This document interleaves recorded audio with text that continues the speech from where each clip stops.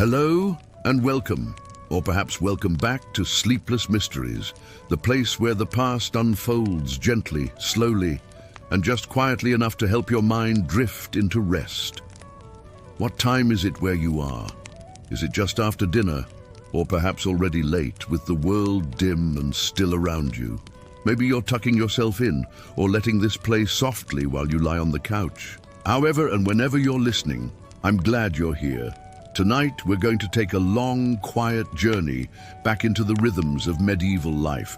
Not the lives of kings or knights, but those lived at the very bottom of society.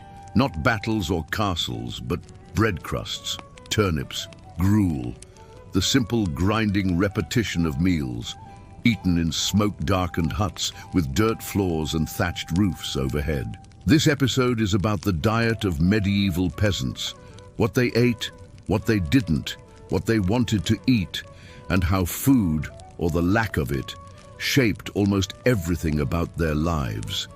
We'll begin by imagining ourselves in their world, a single day in the life of a peasant, from first light to final meal.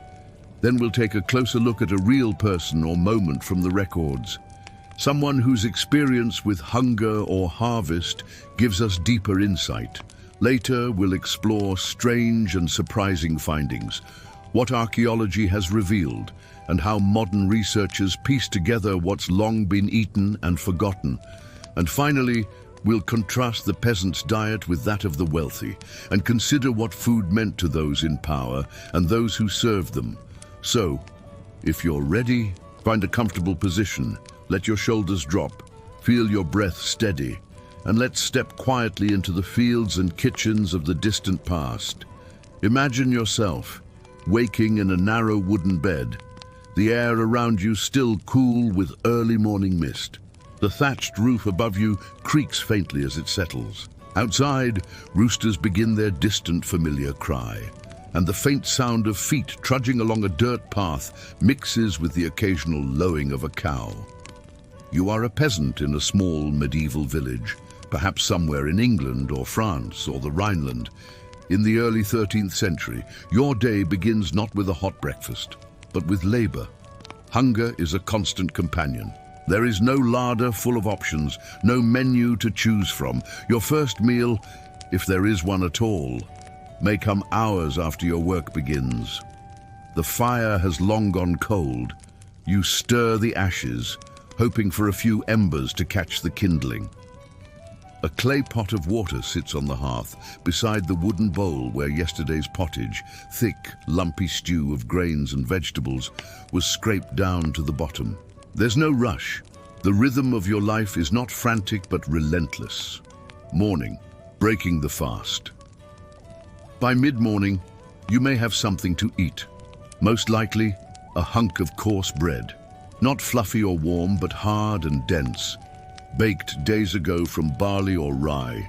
It is dry on the tongue, rough between the teeth. If you're fortunate, it is dipped in a little ale or soft cheese spread thin if the cow has calved recently. You chew slowly, swallowing with effort. There's no sweetness, no butter, but there is nourishment. If your family is particularly lucky, or it is a festival day, you might have a little boiled oat porridge. Thinned with water and stirred slowly in an iron pot, it warms the belly, even if it tastes like very little. Midday meal, the heart of the day. The midday meal, taken after hours in the field, is often the largest, though that's relative. A thickened stew, pottage, might be cooking over the hearth if someone stayed behind to tend it. This pottage could contain cabbage, onions, and a few precious beans. Maybe a handful of lentils from last season. A carrot or two, but nothing sweet or orange, only the pale, bitter kind grown in local soil. There's no meat in most pottage, though sometimes a bone is boiled to lend its flavor. Fat and salt are precious things you eat slowly, carefully, dipping another slice of bread to stretch what's there. The air inside the home is smoky, warm and dim. Windows, if there are any, are just slits or shutters. The smell is earthy, stale bread, wood smoke, boiled brassicas. Outside, children snack on whatever they can find, wild sorrel leaves. Maybe an apple if it's the right season. Hunger teaches them not to be picky. Evening, a spare end to a long day. Evening comes, and with it the end of your labors, though not the end of your work. Livestock must be checked, nets and traps inspected, wood gathered, but eventually you return to the hearth. Dinner is simple and cold, often leftovers of the same pottage you had earlier, now thicker and perhaps more bitter. Bread again, but smaller portions. Rations are saved for the coming days. There may be ale, weak, cloudy, brewed at home. Not strong enough to intoxicate, but enough to kill what's in the water. The taste is yeasty and sour. You drink it slowly, seated on a low stool beside your family. As the sun fades, the room darkens. Oil lamps are too costly for regular use, so firelight or a simple rush candle provides the only glow. You eat in silence or quiet conversation. No utensils beyond a knife and maybe a wooden spoon. Plates are rare. Food is often ladled directly into shared bowls. Recurring themes, scarcity and routine. The rhythm of your meals is the rhythm of the land. The seasons dictate what is eaten, when, and how much.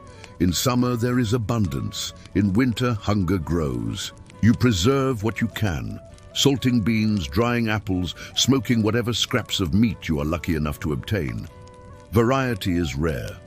Meals repeat, day after day, often unchanged for weeks. It is not cuisine. It is survival. Still, there is comfort in the routine, a rhythm in the repetition. The fire is warm, the bowl is shared, and for a few moments the stomach is not empty. And now, with the sense of that daily rhythm lingering in our minds, let us turn to a real story, a figure who experienced that hunger and routine firsthand. In the next segment, we'll explore the life of one medieval villager whose diet, like so many, was shaped by hardship, season, and station. Let's now leave behind the imagined rhythm of a typical peasant's day and step into a very real year, one recorded in chronicles, court rolls, and even poetry. The year is 1315, and this was no ordinary year. Across much of northern Europe, the weather had changed. Heavy rains arrived in the spring and did not stop. The fields, saturated and waterlogged, became useless for planting. Crops failed, first slowly, then disastrously. The Great Famine of 1315 had begun. Now, imagine yourself once again, not in the usual lean times of winter or the tail end of spring, but in a year when nothing grows as it should. It is June, but there is no warmth. The sky is a pale grey most days, and the soil beneath your feet feels thick and clotted, too wet to till. The barley has rotted in the ground. The oats have not come up. Even the animals, cows, sheep, pigs, have little to graze on. You hear about it first in murmurs. The next village over lost their spring crop. Then your own neighbor speaks of blight. Then it's you, standing in your garden, looking at stalks that should be green, but are limp and yellowed. Among the records of this time, in the manorial accounts of Durham, there appears a woman named Agnes Le Parker. We do not know much about her. Few peasants from this era left behind much of a trace, but her name, written in neat clerical Latin, appears beside a simple, stark line. For default of rent, excused, due to famine. Agnes could not pay what she owed the manor lord that year, not because she was lazy or dishonest, but because there was nothing. No grain to sell, no surplus to barter, no chickens laying. We can imagine Agnes, perhaps a widow, or a mother, or simply a tenant farmer living near the coast. She rises in the dark, goes outside, and sees her vegetable patch drowned. The pottage she cooks is thinner than ever, just water, wild greens, and a few withered root vegetables salvaged from the mud. The bread has long run out, flour is scarce, and what is sold at the market is now 5 times the usual price. She queues with others, hoping to beg for a few handfuls of barley from the steward, but even he looks hollow-eyed. The rain fell for months. Roads became rivers, Salted meat spoiled in the damp, grain stores molded. Even preserved foods, cheeses, dried beans, grew useless in the saturated air. And so the people adapted. Some turned to acorns and bark. They boiled nettles and dock leaves, digging for roots in places usually ignored. Children scoured the woods for mushrooms, although the fear of poisoning was real and justified. In the court records of Kent, we find this telling note. Many did consume things not fit for human food, but the records do not say what. Salt was a lifeline, but even salt had to be traded or mined. And as roads flooded, trade collapsed. The price of salt soared, and meat once preserved in barrels began to spoil. Fish too, once caught and smoked or dried, became dangerous if not properly stored. In a good year, the preservation of food was already a delicate process. In 1315, it became nearly impossible. People who had never faced starvation now did. The elderly passed first, infants next. The strong grew thin. The laborers' hands became trembling things. Agnes Lepaka, we know, was excused from her rent that year. That small mercy may have saved her life, or it may simply have postponed her struggle. She disappears from the records by 1317. Perhaps she married or moved, or perhaps not. This famine was not just about weather, it was about vulnerability. The medieval food system had no buffer, no warehouses full of grain, no easy way to import food from distant lands. Each village survived on its own harvest, each family on its own skill and luck. When the rain came, that fragile system broke. By 1316, reports of theft rose sharply. People stole chickens, eggs, even turnips. Some chronicles speak in hushed tones of cannibalism, but that may be more rumor than record. More common was the slow, sad decline. People selling their tools, their animals, even their children, in exchange for food. And yet, life continued. People still gathered at the church. They still lit rush candles, baked what they could, and shared what little there was. There are reports of communal cooking pots in town squares, into which each family would contribute whatever they had. Perhaps Agnes Lepaka and others like her found some comfort in that togetherness. A shared fire, a shared bowl. As we leave the hunger of 1315 behind, we turn now to the earth itself and the strange story it tells. In the next segment, we'll dig quietly, carefully, into what archaeology reveals about peasant diets and how centuries-old bones, teeth, and trash pits whisper their secrets to modern ears. Let's drift now into the soil, into the layer of history that lies just beneath the surface, quiet, undisturbed, waiting. While medieval peasants left behind very few written words, the land remembers. And in the last few decades, archaeologists, treading gently across meadows, digging carefully in village ruins, have begun to piece together a clearer picture of what common people really ate. Not through texts, but through bones, pottery shards, latrines, trash pits, even soot stains on long cold hearths. So, let's begin with a midden. A midden is quite simply a dump, a pile of food waste, broken tools, cracked pots, bones, shells. But to archaeologists, it's a kind of quiet library. Every fishbone, every pig jaw, every eggshell, it speaks. In Norfolk, at the site of a former peasant village long since abandoned, researchers uncovered a midden behind the ruins of a timber-framed house. The contents?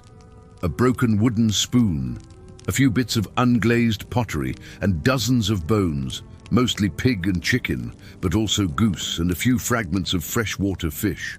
But what stood out was this. The bones were small, often from young animals. That suggests peasants didn't always eat prime cuts. More often they got what remained after the Lord had his share: chicken feet, pig trotters, offal, the things not worth selling at market. And often these were boiled for hours into thick stews, bone and gristle softening slowly over a smoky fire. In the remains of one 13th century cottage hearth, A layer of black soot sealed in time revealed something else. Traces of nettle seeds, tiny grains of rye and barley, charred beans, and, interestingly, small fish bones likely from eels or river perch. This stew, simple, coarse, and likely seasoned with nothing more than a pinch of salt and a sprig of garden herbs, was a staple.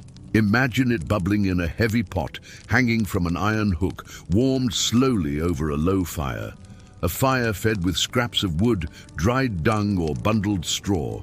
The smell, earthy, bitter, perhaps sour if it had been reheated too many times. This was not a feast, but it was nourishment.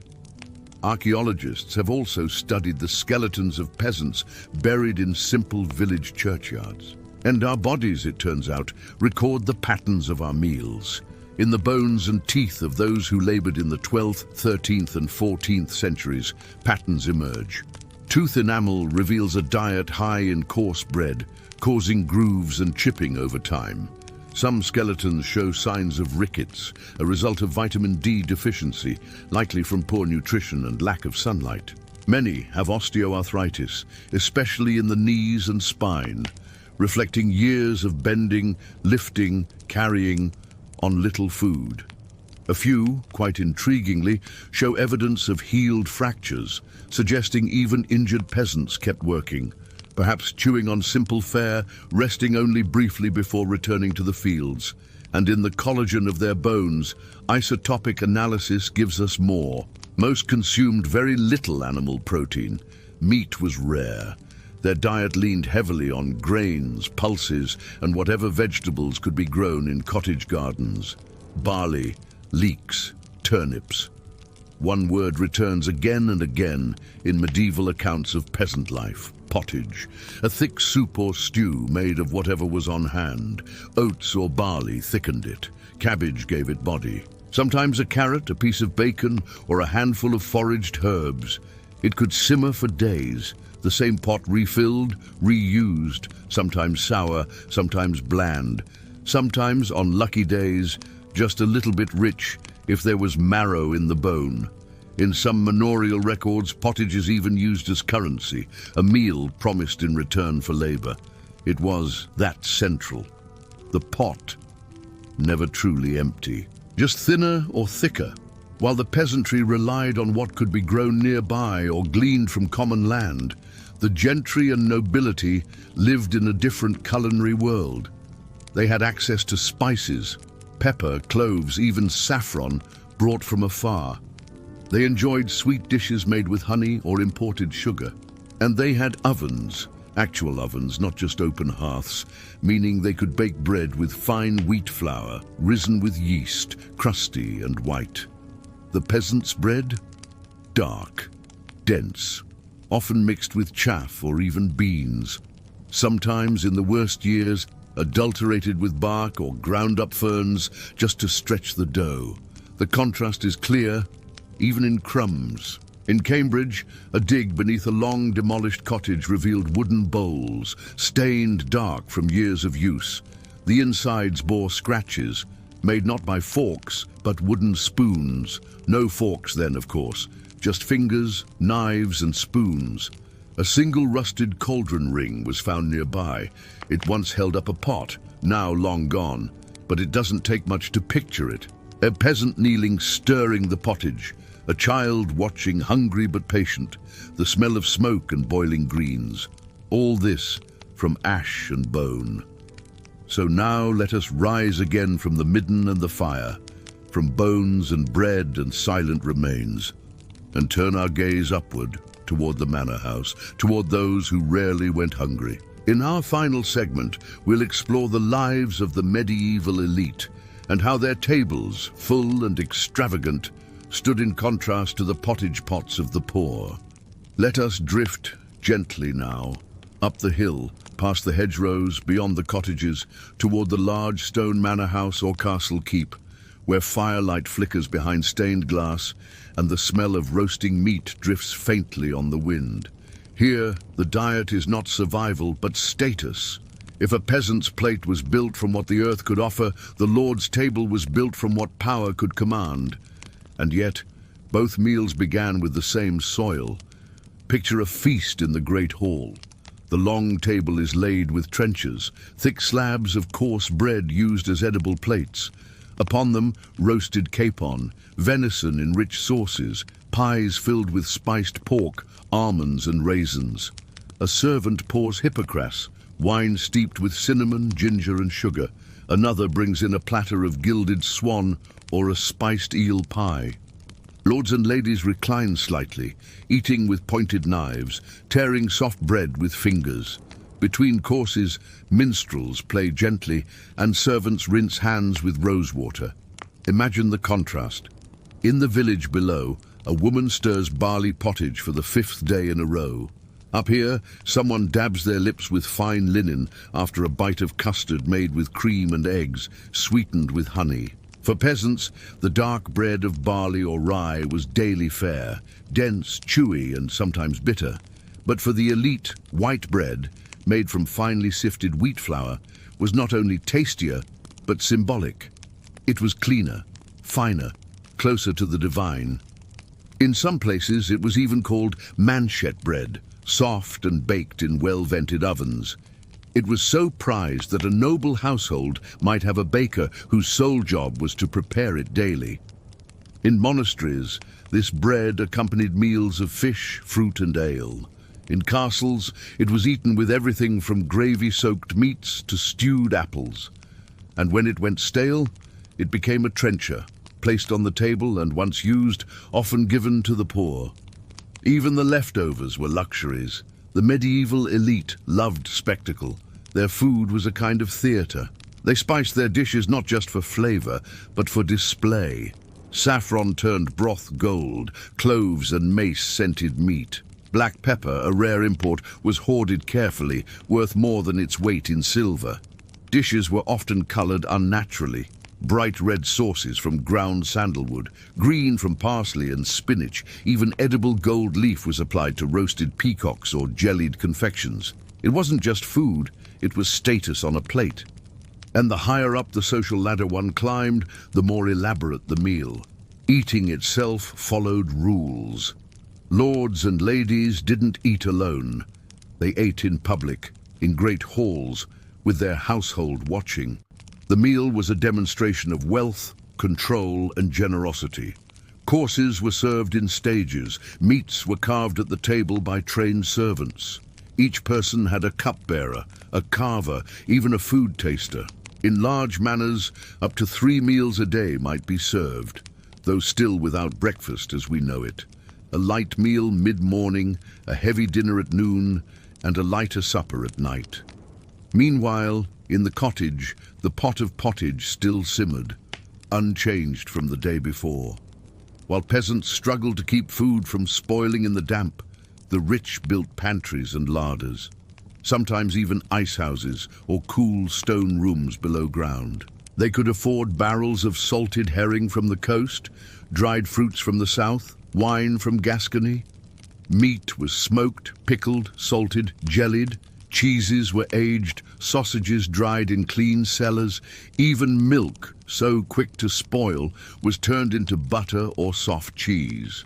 They didn't worry about the harvest in quite the same way. If one estate failed, another might still provide. Despite the extravagance, all this depended on the labor of peasants. The barley for ale, the wheat for bread, the livestock for meat. All were raised by people who would never taste the dishes they helped create.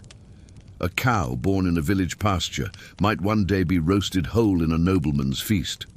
But the herdsman who tended it would eat only boiled turnips that week. Even the kitchen boys in great houses who smelled the feasts daily lived mostly on broth and crusts. There was no illusion about this hierarchy. Everyone knew where they stood, but there was also no escape. Still, whether in the castle hall or the smoky peasant cottage, mealtime was a moment of warmth, of gathering, of calm. The tastes differed, the smells, the quantity, but every table, rich or poor, held stories, customs, family, and as the day wound down and the candles burned lower, people of every station prepared for sleep. Bellies full, or only half so, they turn toward hearths and blankets and dreams. In our final few minutes, let's leave the table altogether and return to the present, to your bed or your couch or wherever you find yourself now, and reflect softly on the quiet persistence of those who lived before us. And now, as we come to the end of this quiet journey through medieval fields and flickering hearths, it's time to gently close the pages of the past. Wherever you are listening from, perhaps late at night, perhaps in the soft hush of early morning, let your thoughts settle like dust on a wooden floor, calm and undisturbed. We've walked through the humble gardens and cramped kitchens of medieval peasants, traced their fingers as they shelled beans or kneaded rough bread. We've stirred their iron pots, tasted their barley ale, and smelled the earthy scent of cabbage cooking over slow flames. We've heard their stomachs rumble in winter and their quiet thanks in spring. We stepped into their rhythms of seasons, of scarcity, of survival, and we've lifted our gaze toward the manor house, the castle, the monastery. We've seen what it meant to feast, not just eat, to possess, not just endure. But even in all that difference, there was a kind of sameness too, the pause of a meal, the small relief of warmth, the simple act of chewing, of sharing, of stopping for a moment in the middle of a long day. Even in hardship there was familiarity, because food connects us, always has. So perhaps tonight, as you rest, you might think of those who lived their entire lives by the rhythm of the land, who worked from sunup to sundown, who never read a book, but knew the soil by heart, who ate simply because that was all there was, but still gathered, still broke bread, still whispered stories by firelight. Their names are mostly lost, their faces forgotten, but their lives, their hunger, their harvests, their quiet moments, still echo in the distant fields of time. Now take a deep breath, let your muscles soften, let your thoughts drift. There is nothing more to do tonight. The peasants' fields lie still. The fires are dying down. The world then and now is ready to sleep. You are safe, you are warm, and for now you can rest.